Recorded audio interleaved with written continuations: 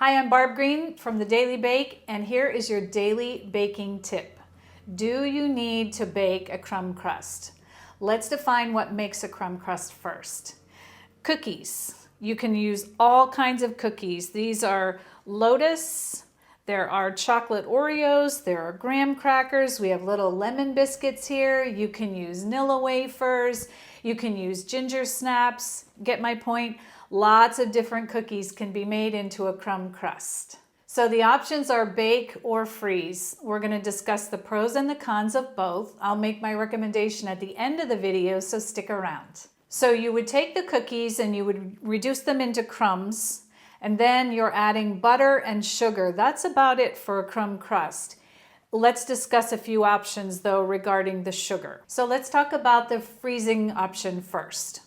If you choose to do that, you're saving a little bit of time and it works okay. If you take your crumbs, mix the butter in, press it all in and put it in the freezer, the butter will solidify. If you're going the freezer route, you would just use the cookie crumbs and the butter only. You don't want to do sugar because the sugar needs to dissolve by baking. Otherwise, it's going to be gritty and grainy, and you don't want your texture to be gritty. It is definitely the easiest method, but it's the messiest. If you're serving your dessert frozen, you might be okay, but if you're serving any dessert that this pie shell and whatever is in it is going to be sitting at room temperature even for more than 10 minutes.